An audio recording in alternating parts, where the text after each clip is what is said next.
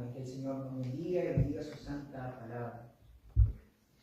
Les invito a que podamos orar. El sermón de esta mañana se titula Él es gozo y paz. Oremos. Padre, en el nombre de Jesús estamos delante de tu presencia y te damos gracias por permitirnos llegar hasta aquí, porque el hecho de que estemos sentados en este preciso momento es muestra de que has sido fiel y has sido bueno durante todo el resto de la semana. Te pedimos que abras nuestro entendimiento, que tu Espíritu Santo nos acompañe y nos abra las Escrituras para que podamos entender las maravillas de tu ley, Señor. Consuela, salva y restaura, Señor.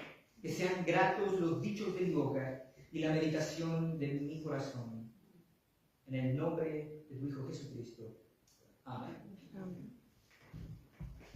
Antes de continuar, amados, les recuerdo que puedan silenciar sus teléfonos celulares para que no tengamos ninguna clase de interrupción durante el sermón.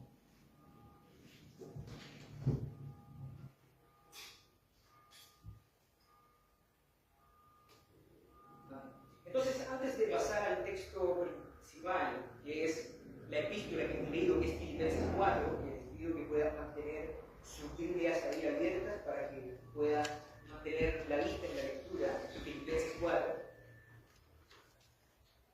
Antes de pasar al pasaje como tal, es necesario que nosotros entendamos un poco del contexto de esta epístola, de la epístola de los Filipenses. Pablo escribe su carta a principios de los años 60 después de Cristo, y debido al sufrimiento y a la oposición y a algunos problemas internos que estaban enfrentando, él escribe esta carta a ellos.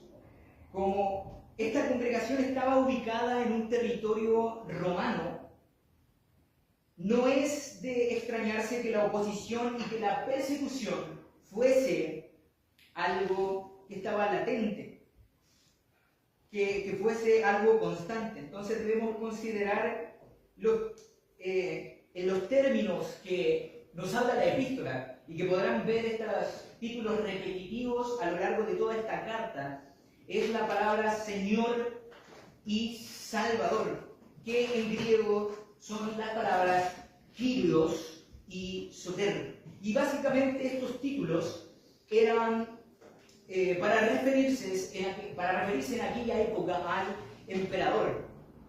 Principalmente en ese entonces, para cuando se escribe la carta, estaba el emperador Nerón, que obviamente tenía mala fama.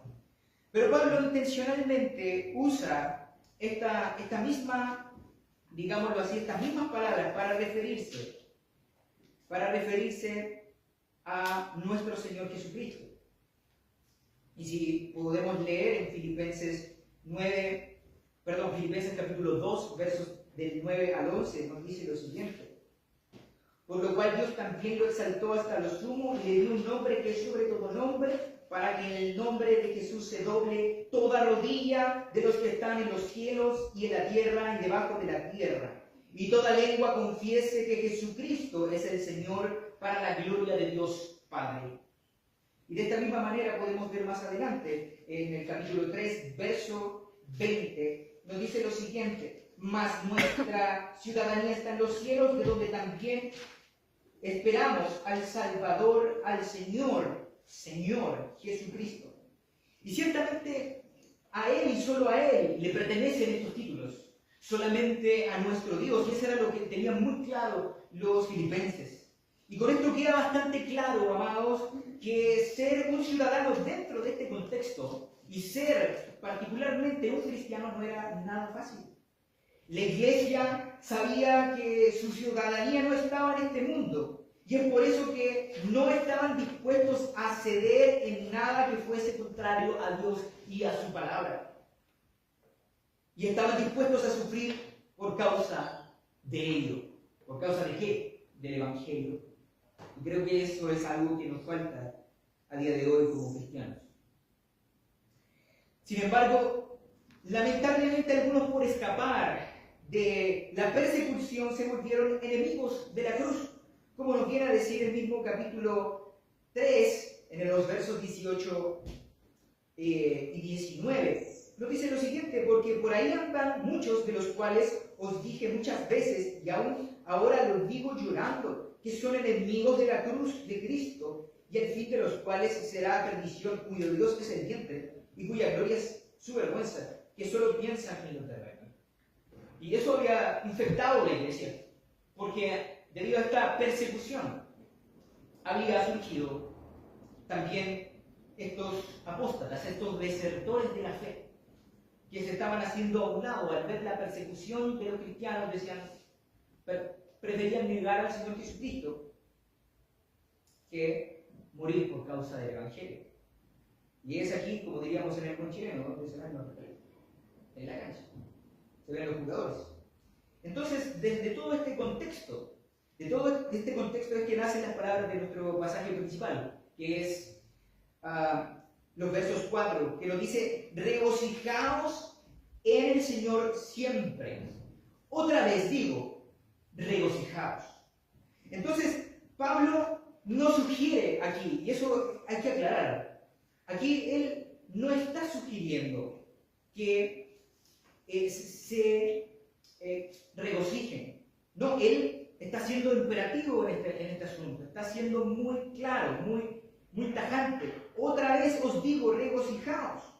Entonces el apóstol Pablo entiende la situación que están viviendo como congregación, pero sin embargo les llama a regocijarse en todo tiempo. Pareciera como si fuese una clase de insensibilidad de parte del apóstol Pablo, pero no, tiene un propósito. ¿Y por qué insiste en esta orden tan directa? ¿Por qué? Porque el gozo, amados, y esto quiero que podamos entenderlo en esta mañana, el gozo es un distintivo de un hijo de Dios. El gozo es el distintivo de alguien que ha nacido de nuevo, de alguien que es verdaderamente cristiano. En la misma carta de los Filipenses encontramos aproximadamente de 16 veces la palabra gozo. Pero, ¿qué es el gozo? ¿Cómo podríamos definirlo en términos bíblicos? El gozo es una emoción que se identifica con un sentimiento de plenitud y de satisfacción, y que es el resultado de una experiencia de felicidad por el cumplimiento de lo esperado o de algo que nosotros anhelábamos. Nosotros sentimos gozo cuando un nuevo integrante se adhiere a la familia, cuando nace un bebé, o cuando dos almas se unen en santo matrimonio, y un sinfín de otras cosas más que nos traen este gozo. Y en el caso de las cosas que perecen, este gozo siempre va a ser, y esto tenemos que tenerlo muy en claro, va a ser incompleto.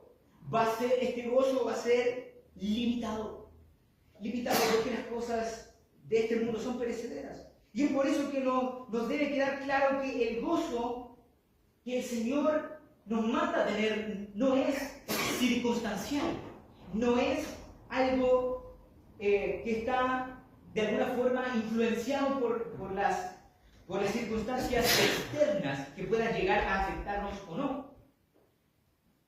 Si está en el Señor, ¿por qué debería ser así?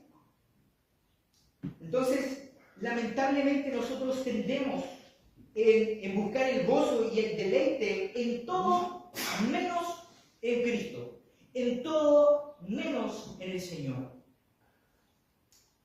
Y cierto pastor una vez dijo: el entretenimiento es el sustituto del diablo para el gozo. ¿Y qué estamos diciendo con esto? ¿Decimos que los cristianos no se divierten de una manera saludable? No, claro que no. De hecho, el apóstol Pablo les exhorta a que vivan su vida cristiana en la libertad que Cristo les ha llamado después de haber sido librados de las leyes ceremoniales del pasado. Pero cuando estas cosas llegan a tomar el principal lugar del corazón de la persona, entonces al final se desvía. Al final genera toda clase de consecuencias que son nefastas para el corazón de la persona. Y eso es lo que vemos a día de hoy: depresión, ansiedad, agorafobia y un sinfín de otras patologías psicológicas y psiquiátricas que podrían ahorrarse de alguna forma, que si bien son resultado de un diagnóstico médico, muchas de estas también a veces vienen por causa de la negligencia, y la negligencia en nuestro cuerpo es pecado.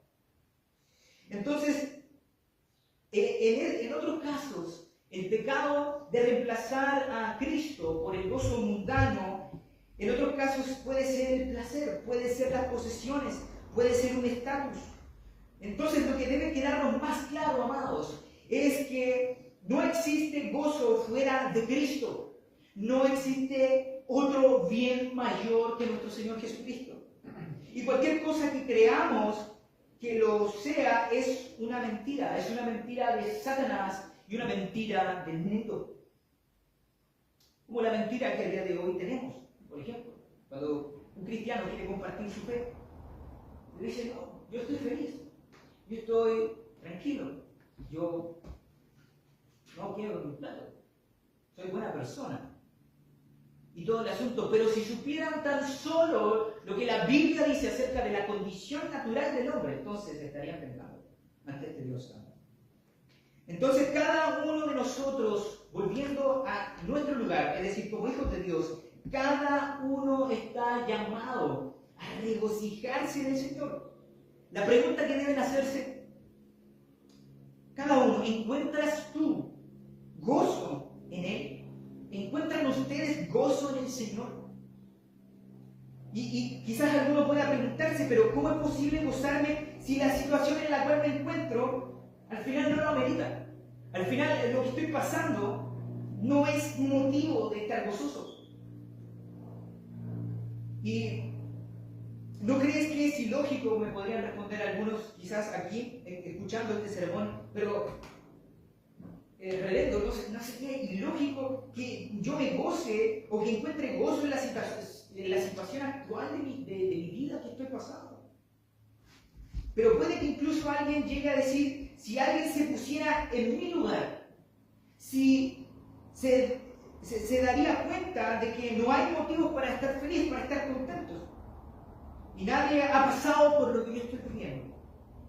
Pero meditemos en estas preguntas, amados. Meditemos en estas preguntas que nos estamos haciendo en esta mañana, que acabo de hacer. Y esto, después de meditar en ello, podamos también meditar en lo que la palabra del Señor nos dice en la epístola de los Hebreos, en el capítulo 12, en el verso 2. Y dice lo siguiente: puestos los ojos en Jesús, el autor y el consumador de la fe, el cual por el gozo puesto delante de él sufrió la cruz, menospreciando el oprobio, y se sentó a la diestra del trono de Dios. A la diestra del trono de Dios. Cristo, el unigénito del Padre, sufrió la cruz habiendo puesto el gozo delante, es decir, sabiendo todos los cumplimientos de las profecías que se hablaban de él, de todo el sufrimiento que tenía que padecer, pero la consecuencia maravillosa de ese sufrimiento, prácticamente la recompensa por ese mérito y ese único mérito que él ha obtenido como hombre perfecto y como Dios perfecto. Puso ese gozo puesto delante, cargó la cruz, tomó esa cruz viendo de lejos y muy cerca a la vez también esa promesa. Y aquí hay un contraste que es básicamente terrible, porque Cristo tomó nuestro lugar y recibió el castigo que nosotros merecíamos, y aún con todo esto, la bondad de Dios y el deseo de glorificar al Padre le llevó a poner el gozo delante de Él y así sufrir la cruz. Y hoy se encuentra sentado a la diestra de Dios el Padre intercediendo por nosotros, el único intercesor. Y esa es la bondad de Dios. Si hemos entendido la diferencia, amados, les invito a que corramos a los pies de Cristo, a humillarnos y a confesar nuestros pecados, a confesar nuestras iniquidades. Y hay algo más que me gustaría mencionarles respecto al gozo, y es lo que nos dice la primera pregunta, una de las confesiones paralelas a nuestra confesión de fe oficial, que son los 39 artículos. Y un catecismo que se escribió posteriormente, el Catecismo Menor de Westminster, en la primera pregunta nos va a servir de ayuda de alguna forma. La pregunta 1 nos servirá de ayuda para poder desarrollar lo siguiente. ¿Cuál es el fin principal de la vida? Respuesta: es glorificar a Dios y gozar de Él para siempre. O sea, de esta misma manera es como si las palabras de aquel antiguo obispo de la iglesia primitiva, San Agustín, que decía: Señor, nuestro corazón está inquieto, nos has hecho para ti y no encontrará descanso hasta que no encuentre esa plenitud solo en ti. ¿Por qué? Porque el vacío que tiene el ser humano es tan grande que solamente es Dios capaz de llenarlo, porque ese vacío es infinito. Es infinito. Y Dios es infinito. Entonces, lo que quiero decir con esto es que no podemos gozar de Dios si no le glorificamos. Dice la respuesta: el fin principal es glorificar a Dios y gozar de Él para siempre. O sea, tenemos una consecuencia de lo primero. Y otro teólogo reformado, conocido como Johannes Gerardus Voss, comentó esta pregunta diciendo, y cito: quien piensa que puede gozar de Dios sin glorificarle, corre el riesgo de suponer que Dios existe para el hombre y no para Dios. Y cuando el hombre entiende eso al revés, es decir, cuando entiende que es como que Dios existe como si fuese el genio de la lámpara, es porque escuchamos, es consecuencia de eso que escuchamos preguntas absurdas delante de Dios. Por ejemplo, hace años atrás, cuando se dio para los que no me conocen, soy de Viña del Mar, cuando se dio este incendio tan grande en Valparaíso, estaban las personas criticando prácticamente al cielo, diciendo: ¿por qué si hay un Dios? ¿Por qué pasa esto? Hay una respuesta, y esa es por la misma, y si se me permite decirlo, es por la misma estupidez del ser humano. Es la misma negligencia del ser humano. Entonces no tienen nada que reprocharle, un diminuto, insignificante, mota de polvo en el universo, al Dios que ha creado todo. Y esto también explica la razón de por qué Cristo tenía el gozo puesto delante. Esto es porque glorificándolo cumplió su santa voluntad, cumplió la justa voluntad de Dios el Padre que le había encomendado. Pero esto no sucedió en el tiempo Cronos, sino que pasó antes de la fundación del mundo, cuando el Verbo era en el principio. Entonces tenemos la mala costumbre, amados, de creer que Dios es nuestro servidor, siendo que somos nosotros quienes debemos servirle, sin importar el costo. Y hoy pareciera que tenemos una serie de prerequisitos para servirle, como que hay que ponerle condición: no, que cuando pase tal cosa yo voy a ir a la iglesia, ¿no? Y esto es otro pecado que nosotros debemos confesar y arrepentirnos, porque al final la adoración a Dios es una necesidad. Todo lo que hacemos no es porque Dios lo necesita, Dios no lo necesita. Él estaba en gloria, inmarcesible antes de que el mundo fuese. Aun cuando no había nada, estaba esa comunión interna entre la Trinidad y había pleno gozo. No necesitaban de nada ni de nadie.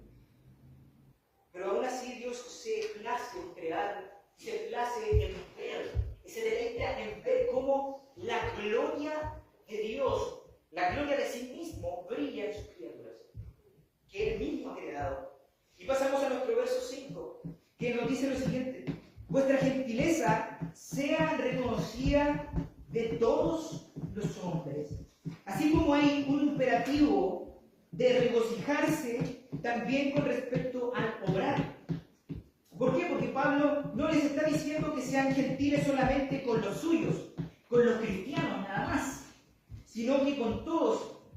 Pero la pregunta que podrían hacerse ustedes: ¿pero es posible hacerlo? ¿Es posible hacer eso con aquellos que nos han hecho tanto daño muchas veces? Pero lo que debemos hacer cuando vienen esos cuestionamientos de esta orden de Dios es seguir mirando a Cristo para darnos cuenta que estamos equivocados y que estamos creyendo mal. Porque en 1 de Pedro, capítulo 2, verso 23, nos habla acerca del Señor Jesucristo. Dice que cuando le maldecían, no respondía con maldición. Cuando padecía, no amenazaba, sino encomendaba la causa al que juzga justamente. Y eso es lo que muchas veces el cristiano no entiende. El dar gracia cuando la persona no lo merece. Por eso es gracia. Por eso es gracia. El Señor Jesucristo mismo dijo: ¿de qué les sirve que sean bondadosos con aquellos que también le dan bondad, les manifiestan esa bondad? ¿Qué recompensa tendrán? Y a veces cuando se raspa al cristiano un poco, sale y aflora lo que hay verdaderamente en su corazón. Y parece que incluso en vez de callar, amenaza. En vez de maldecir, en vez de callar, responde con maldición. Que Dios lea. Que Dios lea. El que entiende. Pero en los versículos 28 y 29, el capítulo 1, Pablo ya les había animado a no intimidarse por las persecuciones. Y ahora les ordenaba a que su gentileza fuera reconocida incluso por aquellos que no pertenecen al Señor. Incluso por aquellos que no han querido servirle. Y era necesario que les recordara, amados, esto a la iglesia de los Filipos, no porque fuera una iglesia apartada de Dios y sin frutos, sino porque para que no olvidaran que esto era otro distintivo del pueblo del pacto. Y cabe resaltar que Filipos era una iglesia que era sana, era una iglesia saludable, tranquila. Y Pablo desde un comienzo agradecía al Señor de la comunión que había entre ellos y la paz que había entre ellos, y también más adelante por lo dadivoso que ellos mismos eran, que daban de lo que no tenían para darle no solamente a los pobres, sino que a todos los demás de las otras iglesias. Y así como les exhorta ordenándoles que su gentileza fuera reconocida por todos los hombres. Pero hay una parte media extraña en lo último del versículo, si ustedes se fijan, en el verso 5, que corta aquí, dice: el Señor está cerca. El Señor está cerca. O sea, pareciera que no hay como una conexión de alguna manera lógica entre el verso anterior y lo que sigue para finalizar el versículo. Pero aquí hay una intención que Pablo tiene para con los filipenses. Y en primer lugar, lo que tiene para después de haber dicho esto, que su gentileza sea reconocida por todos, el Señor está cerca. Como que corta de inmediato. Pero tiene el propósito de que la causa por la que nosotros debemos gozarnos, la causa por la cual nosotros debemos obrar, es porque Dios está cerca. Es porque Dios está cerca. Y el Dios de la gloria vendrá por su pueblo. Por eso Pablo le dice: regocíjense. Saber que Dios vendrá, ¿acaso no es un motivo de gozo? Pero pensemos en lo siguiente: aun si que Cristo viene, nuestra unión con Él ya es un hecho. Por eso el Señor Jesucristo decía: esta es la vida eterna, el que te conozcan a ti, al único Dios. ¿Por qué? Porque ahora, cada vez que nace de nuevo una persona, cada vez que es salvada por gracia, por medio de la fe en Jesucristo, el cielo nace básicamente en su corazón. El reino se acerca a su vida. La vida eterna llega a su corazón. Por tanto, estamos viviendo ahora en este principio de vida eterna. El gozo que podemos manifestar en la comunión de los santos, en adorar su nombre, en participar de sus beneficios, de su sacramento, es solamente un habla, es decir, un anticipo de la gloria que podremos disfrutar en el cielo. Entonces Dios ha depositado su Espíritu Santo en cada uno de nosotros, de nuestros corazones, y nos guía a través de Él. Y Dios habita en medio de su pueblo, en cada uno de nuestros corazones, y vendrá y le veremos tal como Él es. Y qué glorioso es eso. Será ese día cuando veamos al Hijo venir por su amada iglesia. Y en segundo lugar, si leemos la segunda parte de este versículo, junto con el verso 6, encontramos una referencia evidente al Salmo 145, verso 18, que diría algo así: el Señor está cerca, por lo tanto presenten sus peticiones delante de Dios en oración y ruego con acción de gracias. Mientras el Salmo dice: cercano está Jehová a todos los que le invocan, a todos los que le invocan de veras. O sea, el llamado es evidente: el Señor está cerca Acudan a Él. Acudan a Él mientras puede ser hallado. Y avanzamos con el verso 6. Por nada estéis afanosos, sin que sean conocidas vuestras peticiones delante de Dios en toda oración y ruego, con acciones de gracias. Y ya sabemos, amados, que la situación que vivía la iglesia de Filipos no era la mejor. Y probablemente estemos así. Aún con esto Pablo les está diciendo, les está haciendo referencia a las palabras de nuestro Señor Jesucristo cuando les dice, por nada estén afanados. En vez de afanarse, vayan a Cristo. No te afanes, ve a Cristo, ora, ruega al Señor que Él está cerca. Y Él tiene el cuidado de sus hijos y sabe de los que tienen necesidad. Y en este verso nosotros podemos ver un corazón afanado, es un corazón que no ora. Un corazón que está distraído con los afanes de este mundo no ora. Y Pablo nos está diciendo que la causa del por qué no oramos y por la cual la iglesia de Filipos podía dejar de hacerlo, en primer lugar, es porque estamos afanados, es porque no somos mal agradecidos con el Señor. Y lo peor que le puede suceder a la iglesia es la falta de oración. Es la falta de oración. La iglesia de hoy está raquítica, anoréxica por la falta de la oración. Y no es por falta de tiempo que no oramos, es por falta de disposición, es por falta de deseo. Y hacemos tiempo para cualquier otra cosa. Siempre hay tiempo cuando se quiere algo. Y no hay excusa. Para todo lo que verdaderamente se desea, nos interesa. Otro predicador de antaño, Martin Lloyd-Jones, decía, la oración es la actividad más alta del alma humana. Y por esa es a la vez la prueba suprema de la verdadera condición espiritual del hombre. Todo lo que hacemos en la vida cristiana es más fácil que orar. Claro, es más fácil que orar. ¿Por qué? Porque si yo estudio teología, claro, podré abundagarme de conocimiento. Y mi ego crece, pero por el cielo. Pero cuando nadie me ve, cuando estoy en ese lugar secreto, con Dios, cerrada la puerta, como dice el Señor Jesucristo, ahí es cuando yo soy conocido. Delante del rostro de Dios. Y si somos débiles en la oración, entonces seremos débiles en todo lo que respecta a la vida cristiana. Y la oración es una cuestión de vida o muerte. Si no somos una iglesia de oración, somos una iglesia muerta. Mateo 26, 41 nos dice que claramente debemos orar sin cesar para no entrar en la tentación. ¿Por qué?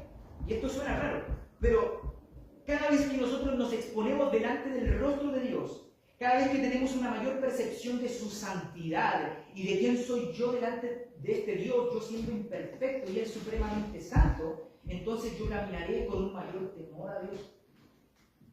De manera que lo que hablo, lo que pienso, lo que obro, se verá afectado. Eso es lo que confesamos siempre en la confesión general. Hemos pecado, ya sea en pensamiento, en palabra o en obra. Y bueno, el pensamiento, en palabra y obra se ve afectado por nuestra vida de oración. Porque en la oración encontramos el descanso, amados. ¿Cuántas cosas han pasado en lo personal, en mi vida, que después de orar y echarme ahí en la cama ya a dormir en la noche es un bálsamo? Es inexplicable. Porque es aquella paz que el Señor Jesucristo, prometía. Mi paz os doy, mi paz os doy. No la doy como la del mundo. Porque en la oración encontramos ese descanso. Y en Marcos capítulo 1, del 32 al 35, el texto nos muestra que el verdadero descanso en Jesús lo encontramos en la oración. Me gustaría ir de este pasaje de Marcos 1, capítulo 1.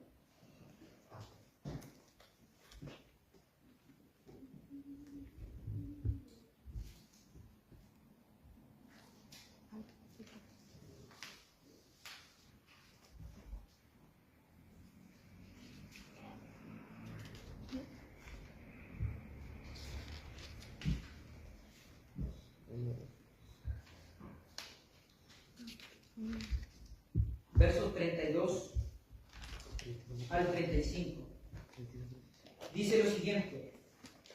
Cuando llegó la noche, luego que el sol se puso, le trajeron todos los que tenían enfermedades y a los endemoniados, y a toda la ciudad se agolpó a la puerta y sanó a muchos, y estaban enfermos de diversas enfermedades y echó fuera demonios, y no dejaban hablar a los demonios porque le conocían. Levantándose muy de mañana, siendo aún muy oscuro, salió y se fue a un lugar desierto y allí oraba. Si algo en su plena y completa humanidad, en la doctrina cristiana enseña que Cristo es plenamente hombre, plenamente Dios. Y una de las cosas que Cristo en su plena humanidad estaba consciente es que necesitaba, anhelaba esa comunión que tenía con el Padre. Y de esa manera somos llamados a, de alguna manera, imitar, a seguir sus pisadas en este aspecto. Porque era la oración la que le daba el impulso a su carne, de alguna manera, esta conexión con Dios el Padre, en la comunión con el Espíritu Santo, que hacía que su vigor se renovara por la enorme labor que tenía que hacer, yendo de acá para acá, a pie, de aldea en aldea, de lugar en lugar, a veces sin descanso, atendiendo a un sinfín de personas, e incluso a veces para los pastores es a veces difícil darle atención a una congregación medianamente pequeña. Imagínense a una multitud de 5.000 personas. Entonces, nosotros vemos al Señor Jesucristo sumergido en la oración. Entonces el texto nos muestra que el verdadero descanso de Jesús lo encontraba en esto. Y es por eso que Cristo constantemente se apartaba de sus discípulos. Y en el verso 6 también se nos llama a orar, pero con acciones de gracia. Y el no hacerlo es el claro ejemplo de una ingratitud de nuestro corazón. Y la ingratitud es un pecado tolerable para los cristianos. Un pecado que pasan por alto. Ser agradecido de Dios en cualquier circunstancia solo puede hacerlo alguien que verdaderamente tiene su mirada en Dios. Cualquiera puede decir que ora y presenta sus peticiones delante de Dios, pero no todos se van a ver agradecidos sin importar la situación que estén enfrentando. Y para ir finalizando, hermanos, en el verso 7 de nuestra cita principal de Filipenses 4, nos dice lo siguiente: y la paz de Dios, que sobrepasa todo entendimiento, guardará vuestros corazones y vuestros pensamientos en Cristo Jesús. O sea, el apóstol Pablo en el verso 7 muestra las consecuencias de orar al Señor con acción de gracias, y ese es el mayor consuelo para la iglesia que está siendo atribulada, sea la paz de Dios. Jesucristo a sus discípulos les había anunciado: estas cosas os he hablado para que en mí tengáis paz. En el mundo tendréis aflicción, pero confiad, yo he vencido al mundo. Juan capítulo 16, verso 33. Y esta es nuestra garantía. Nada en este mundo puede quitarnos el gozo y la paz que hallamos en Cristo. ¿Y por qué? Porque Él ha vencido al mundo. Cristo es el Rey del mundo, Señor y Salvador de este universo. Porque Él es nuestra paz, como dice Efesios 2. La bondad de Dios no solo nos brinda la paz que sobrepasa todo entendimiento, sino también guarda, preserva nuestros corazones en esa paz. Y preserva nuestros pensamientos en Cristo Jesús. Juan Calvino titulaba en uno de sus libros, de sus tratados acerca de la importancia de la oración, lo titula de la siguiente manera: oración, el ejercicio continuo de la fe. Porque cuando crece mi fe, entonces yo soy fortalecido. Y si soy fortalecido en consecuencia, entonces el Señor de alguna forma hará que continúe en este camino. Si bien nosotros somos salvos por gracia y también somos mantenidos por esa misma gracia, siempre habrá este misterio de la soberanía de Dios entre la responsabilidad humana como hijos del pacto y el señorío absoluto de Cristo en la vida de Cristo. Y como no lo entendemos, entonces somos llamados a hacer lo que decía constantemente San Agustín: ora et labora. Ora y ora. Ora y ora. Y estas son las aplicaciones finales, mis amados. El gozo cristiano no depende de las circunstancias. Y vivimos que incluso las que vienen a nuestra vida, la aflicción, el sufrimiento, es un llamado a gozarnos, porque el sufrimiento es una vocación cristiana.